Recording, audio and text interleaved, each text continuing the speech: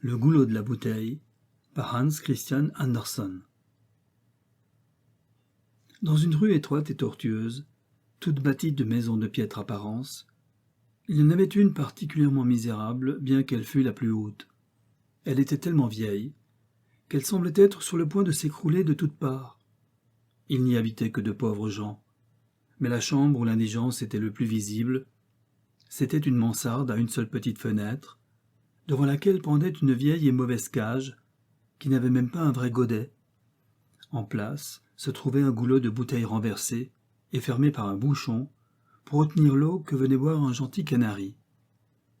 Sans avoir l'air de s'occuper de sa misérable installation, le petit oiseau sautait gaiement de bâton en bâton et fredonnait les airs les plus joyeux. « Oui, tu peux chanter, toi, » dit le goulot. C'est-à-dire, il ne le dit pas tout haut, vu qu'il ne savait pas plus parler que tout autre goulot, mais il le pensait tout bas, comme nous autres humains nous nous parlons à nous-mêmes. « Rien ne t'empêche de chanter, » reprit-il. « Tu as conservé tes membres entiers. Mais je voudrais voir ce que tu ferais si, comme moi, tu avais perdu tout ton arrière-train, si tu n'avais plus que le cou et la bouche, et celle-là encore fermée d'un bouchon. Tu ne chanterais certes pas, mais va toujours. Ce n'est pas un mal qu'il y ait au moins un être un peu gai dans cette maison. Moi, je n'ai aucune raison de chanter, et je ne le pourrais pas du reste. Autrefois, quand j'étais une bouteille entière, il m'arrivait de chanter aussi quand on me frottait adroitement avec un bouchon. Et puis les gens chantaient en mon honneur, ils me fêtaient. Dieu sait combien on me dit d'agréables choses lorsque je fus de la partie de campagne où la fille du fourreur fut fiancée. Il me semble que ce n'était que d'hier. Et cependant que d'aventures j'ai éprouvées depuis lors. Quelle vie accidentée que la mienne. J'ai été dans le feu, dans l'eau, dans la terre, et plus dans les airs que la plupart des créatures de ce monde. Voyons, que je récapitule une fois pour toutes les circonstances de ma curieuse histoire. Et il pensa au four en flammes où la bouteille avait pris naissance, à la façon dont on l'avait, en soufflant, formée d'une masse liquide et bouillante. Elle était encore toute chaude, lorsqu'elle regarda dans le feu ardent d'où elle sortait. Elle eut le désir de rouler et de s'y replonger. Mais à mesure qu'elle se refroidit, elle éprouva du plaisir à figurer dans le monde comme un être particulier et distinct, à ne plus être perdu et confondu dans une masse. On l'aligna dans les rangs de tout un régiment d'autres bouteilles, ses sœurs, tirées toutes du même four. Elles étaient de grandeur et de formes les plus diverses, les unes bouteilles à champagne, les autres simples bouteilles de bière. Elles étaient séparées les unes des autres selon leur destination. Plus tard, dans le cours de la vie, il peut fort bien se faire qu'une bouteille fabriquée pour recevoir de la vulgaire piquette soit remplie du plus précieux Lacryma Christi, tandis qu'une bouteille à champagne en arrive à ne contenir que du cirage. Mais cela n'empêche pas qu'on reconnaisse toujours sa noble origine. On expédia les bouteilles dans toutes les directions. Soigneusement entourées de foin, elles furent placées dans les caisses. Le transport se fit avec beaucoup de précaution. Notre bouteille y vit la marque d'un grand respect pour elle. Et certes, elle ne s'imaginait pas qu'elle finirait, après avoir été traitée avec tant de déférence, par servir d'abreuvoir au serin d'une pauvresse. La caisse où elle se trouvait fut descendue dans la cave d'un marchand de vin. On la déballa, et pour la première fois, elle fut rincée. Ce fut pour elle une sensation singulière. On la rangea de côté, vide et sans bouchon. Elle n'était pas à son aise. Il lui manquait quelque chose, elle ne savait pas quoi. Enfin, elle fut remplie d'excellent vin, d'un cru célèbre. Elle reçut un bouchon qui fut recouvert de cire, et une étiquette avec ces mots « Première qualité ». Elle était aussi fière qu'un collégien qui a remporté le prix d'honneur. Le vin était bon, et la bouteille aussi était d'un verre solide et sans soufflure. On la monta à la boutique. Quand on est jeune, on est porté au lyrisme. En effet, elle sentait fermenter en elle toutes sortes d'idées de choses qu'elle ne connaissait pas. Des réminiscences des montagnes ensoleillées où pousse la vigne, des refrains joyeux. Tout cela résonnait en elle confusément. Un beau jour, on vint l'acheter. Ce fut l'apprenti d'un fourreur qui l'emporta. On la mit dans un panier à provisions avec un jambon, des saucissons, un fromage, du beurre le plus fin, du pain blanc et savoureux. Ce fut la fille même du fourreur qui emballa tout cela.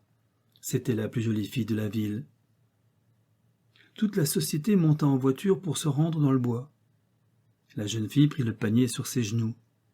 Entre les plis de la serviette blanche qui le recouvrait, sortait le goulot de la bouteille. Il montrait fièrement son cachet rouge. Il regardait le visage de la jeune fille, qui jetait à la dérobée les yeux sur son voisin, un camarade d'enfance, le fils du peintre de portraits. Il venait de passer avec honneur l'examen de capitaine au long cours, et le lendemain il devait partir sur un navire. Lorsqu'on fut arrivé sous la feuillée, les jeunes gens causèrent à part. La bouteille entendit encore moins que les autres ce qu'ils se dirent, car elle était toujours dans le panier. Elle en fut tirée enfin. La première chose qu'elle observa, ce fut le changement qui s'était opéré sur le visage de la jeune fille. Elle restait aussi silencieuse que dans la voiture, mais elle était rayonnante de bonheur. Tout le monde était joyeux et riait gaiement. Le brave fourreur saisit la bouteille et y appliqua le tire-bouchon. Jamais le goulot n'oublia plus tard le moment solennel où l'on tira pour la première fois le bouchon qui le fermait. « Chouap !» dit-il avec une netteté de son de bon augure. Et puis quel doux glouglou il fit retentir lorsqu'on versa le vin dans les verres. « Vive les fiancés !» s'écria le fourreur. Et tous vidèrent leurs verres, et le jeune marin embrassa sa fiancée. « Que Dieu vous bénisse et vous donne le bonheur !» reprit le papa. Le jeune homme remplit de nouveau les verres. « Buvons à mon heureux retour, dit-il. D'aujourd'hui en un an, nous célébrerons la noce. » Et lorsqu'on eut vidé les verres, il prit la bouteille et s'écria. « Tu as servi à fêter le jour le plus heureux de ma vie. Après cela, tu ne dois plus remplir d'emploi en ce monde. Tu ne retrouverais plus un aussi beau rôle. » Et il lança avec force la bouteille en l'air. La bouteille tomba sans se casser au milieu d'une épaisse touffe de jonc sur le bord d'un petit étang.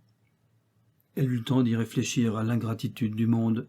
« Moi, je leur ai donné de l'excellent vin, » se disait-elle, « et en retour, ils m'ont rempli d'eau bourbeuse. » Elle ne voyait plus la joyeuse société, mais elle les entendit chanter encore et se réjouir pendant bien des heures. Quand ils furent partis, survinrent deux petits paysans. En furetant dans les joncs, ils aperçurent la bouteille et l'emportèrent chez eux. Ils avaient vu la veille leur frère aîné, un matelot, qui devait s'embarquer le lendemain pour un long voyage et qui était venu dire adieu à sa famille. La mère était justement occupée à faire pour lui un paquet où elle fourrait tout ce qu'elle pensait pouvoir lui être utile pendant la traversée. Le père devait le porter le soir en ville. Une fiole contenant de l'eau-de-vie épurée était déjà enveloppée lorsque les garçons rentrèrent avec la belle grande bouteille qu'ils avaient trouvée. La mère retira la fiole et mit en place la bouteille qu'elle remplit de sa bonne eau-de-vie. « Comme cela, il en aura plus, » dit-elle. « C'est assez d'une bouteille pour ne pas avoir une seule fois mal à l'estomac pendant tout le voyage. » Voilà donc la bouteille relancée en plein dans le tourbillon du monde.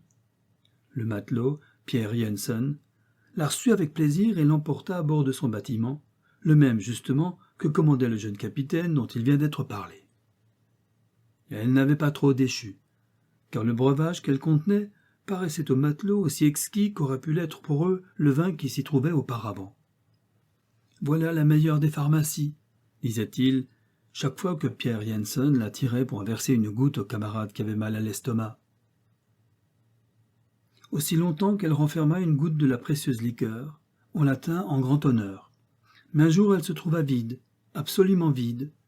On la fourra dans un coin, où elle resta sans que personne prît garde à elle. Voilà qu'un jour s'élève une tempête. D'énormes et lourdes vagues soulèvent le bâtiment avec violence. Le grand mât se brise, une voie d'eau se déclare, les pompes restent impuissantes, il faisait nuit noire, le navire sombra. Mais au dernier moment, le jeune capitaine écrivit à la lueur des éclairs sur un bout de papier « Au nom du Christ, nous périssons ». Il ajouta le nom du navire, le sien, celui de sa fiancée. Puis, il glissa le papier dans la première bouteille vide venue, la reboucha ferme et la lança au milieu des flots en fureur. Elle, qui lui avait naguère versé la joie et le bonheur, elle contenait maintenant cet affreux message de mort. Le navire disparut, tout l'équipage disparut. La bouteille rebondissait de vague en vague, légère et alerte comme il convient à une messagère qui porte un dernier billet doux. Dans ses pérégrinations, elle eut le bonheur de n'être ni poussée contre des rochers, ni avalée par un requin. Le papier qu'elle contenait Ce dernier adieu du fiancé à la fiancée ne devait qu'apporter la désolation en parvenant entre les mains de celle à laquelle il était destiné. Après tout, le chagrin et le désespoir qu'il devait provoquer eussent encore mieux valu que les angoisses de l'incertitude qui accablaient la jeune fille. Où était-elle? Dans quelle direction voguer pour atteindre son pays? La bouteille n'en savait rien. Elle continua à se laisser ballotter de droite et de gauche. Tout à coup, elle vint échouer sur le sable d'une plage. On la recueillit. Elle ne saisit pas un mot de ce que disaient les assistants. Le pays, en effet, était éloigné de bien des centaines de lieues de celui d'où elle était originaire. On la ramassa donc, et après l'avoir bien examinée de tous côtés, on l'ouvrit pour en retirer le papier qu'elle contenait. On le tourna et retourna dans tous les sens. Personne ne put comprendre ce qu'il y avait écrit. Il devinait bien qu'elle provenait d'un bâtiment qui avait fait naufrage, qu'il était question de cela sur le billet, mais voilà tout. Après avoir consulté en vain le plus savant d'entre eux, ils remirent le papier dans la bouteille, qui fut placée dans la grande armoire d'une grande chambre, dans une grande maison. Chaque fois qu'il venait des étrangers, on prenait le papier pour le leur montrer, mais aucun d'eux ne savait la langue dans laquelle était écrit le billet. À force de passer de main en main, l'écriture, qui n'était tracée qu'au crayon, s'effaça, devint de plus en plus difficile à distinguer et finit par disparaître entièrement. Après être restée une année dans l'armoire, la bouteille fut portée au grenier, où elle se trouva bientôt couverte de poussière et de toiles d'araignée. Elle se souvenait avec amertume des beaux jours où elle versait le divin jus de la treille là-bas sous les frais ombrages des bois, puis du temps où elle se balançait sur les flots portant un tragique secret, un dernier soupir d'adieu. Elle resta 20 années entières à se morfondre dans la solitude du grenier. Elle aurait pu y demeurer un siècle, si l'on avait démoli la maison pour la reconstruire. Quand on enleva la toiture, on l'aperçut, et l'on parut se rappeler qui elle était. Mais elle continua de ne comprendre absolument rien de ce qui se disait. « Si j'étais cependant restée en bas, pensait-elle, j'aurais fini par apprendre la langue du pays. Là-haut, toute seule avec les rats et les souris, il était impossible de m'instruire. » On la lava et la rinça, ce n'était pas de trop. Enfin, elle se sentit de nouveau toute propre et transparente. Son ancienne gaieté lui revint. Quant au papier, qu'elle avait jusqu'alors gardé fidèlement, il périt dans la lessive. On la remplit de semences de plantes du sud qu'on expédia au nord. Bien bouchée, bien calfeutrée et enveloppée, elle fut placée sur un navire, dans un coin obscur, où elle n'aperçut pendant tout le voyage ni lumière, ni lanterne, ni, à plus forte raison, le soleil ni la lune. « De cette façon, se dit-elle, quel fruit retirerai-je de mon voyage ?» Mais ce n'était pas le point essentiel. Il fallait arriver à destination, et c'est ce qui eut lieu. On la déballa. Dieu, quelle peine ils se sont donnés, entendit-elle dire autour d'elle, pour emmitoufler cette bouteille. Et pourtant elle sera certainement cassée. Pas du tout, elle était encore entière. Et puis elle comprenait chaque mot qui se disait. C'était de nouveau la langue qu'on avait parlée devant elle au four, chez le marchand de vin, dans le bois, sur le premier navire, la seule bonne vieille langue qu'elle connût. Elle était donc de retour dans sa patrie. De joie, elle faillit glisser des mains de celui qui la tenait. Dans son émoi, elle s'aperçut à peine qu'on lui enlevait son bouchon et qu'on la vidait. Tout à coup, lorsqu'elle reprit son sang-froid, elle se trouva au fond d'une cave. On l'y oublia pendant des années. Enfin, le propriétaire déménagea, emportant toutes ses bouteilles, la nôtre aussi. Il avait fait fortune et alla habiter un palais. Un jour, il donna une grande fête. Dans les arbres du parc, on suspendit le soir des lanternes de papier de couleur qui faisaient l'effet de tulipes enflammées. Plus loin, brillaient des guirlandes de lampions. La soirée était superbe. Les étoiles scintillaient.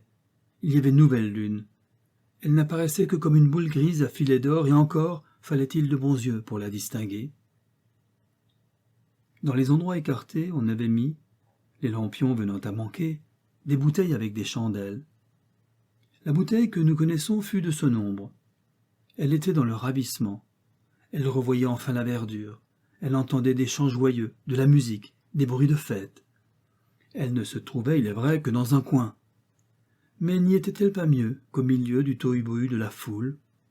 Elle y pouvait mieux savourer son bonheur. Et en effet, elle en était si pénétrée qu'elle oublia les 20 ans où elle avait langui dans le grenier et tous ses autres déboires. Elle vit passer près d'elle un jeune couple de fiancés. Ils ne regardaient pas la fête.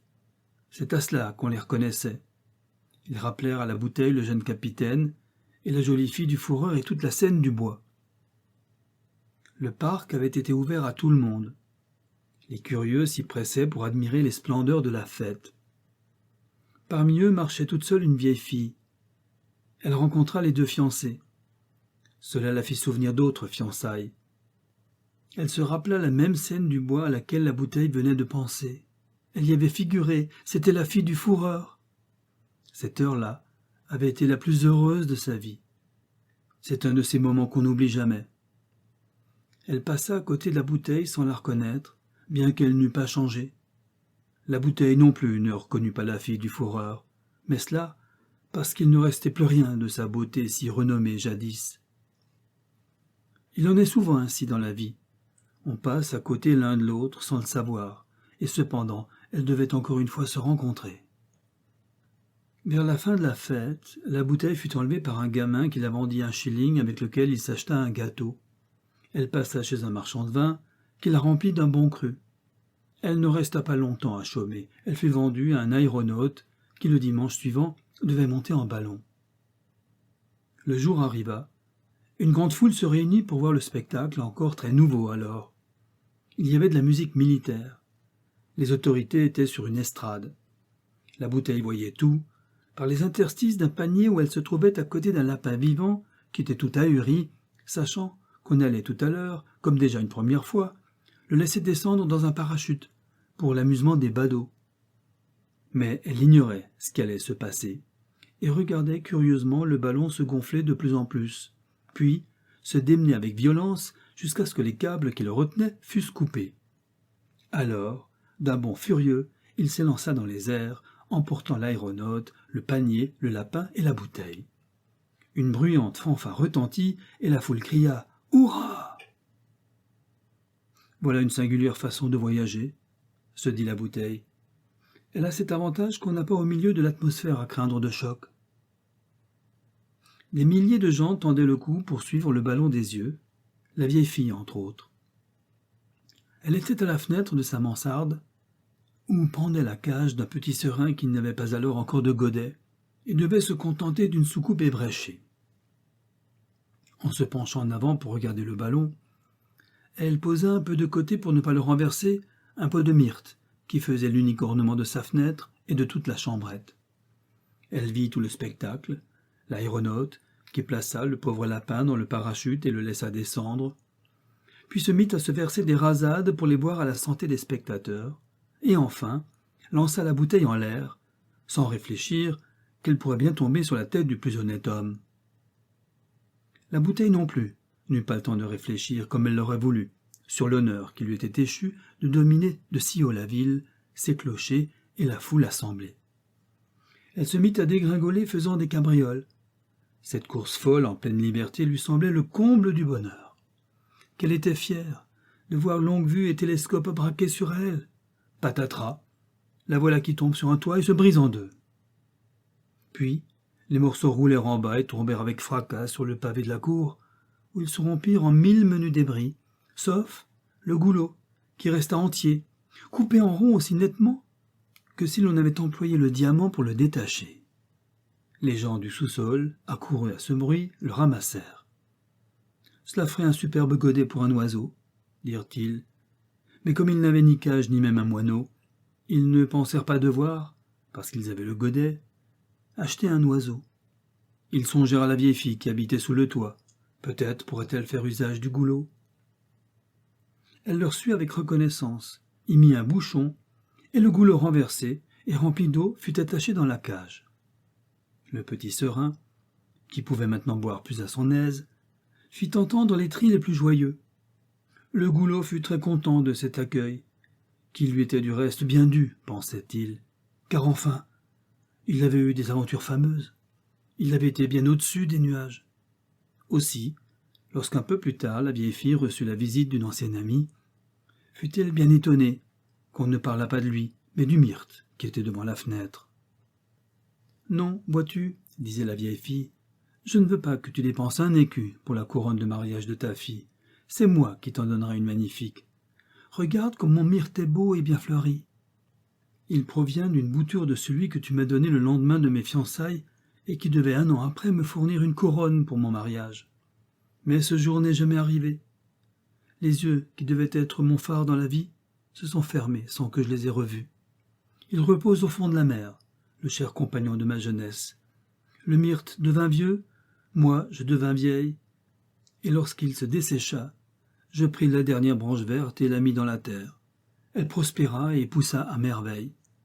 Enfin, ton myrte aura servi à couronner une fiancée, ce sera ta fille. » La pauvre vieille avait les larmes dans les yeux en évoquant ses souvenirs. Elle parla du jeune capitaine, des joyeuses fiançailles dans le bois. Bien des pensées surgirent dans son esprit, mais pas celle-ci, celle qu'elle avait là devant sa fenêtre, un témoin de son bonheur de jadis, le goulot qui fit retentir un chouap si sonore lorsqu'on le déboucha dans le bois pour boire en l'honneur des fiancés. Le goulot, de son côté, ne la reconnut pas. Il n'avait plus écouté ce qu'on disait, depuis qu'il avait remarqué qu'on ne s'extasiait pas sur ses étonnantes aventures et sa récente chute du haut du ciel. Ainsi s'achève Le goulot de la bouteille par Hans Christian Andersen.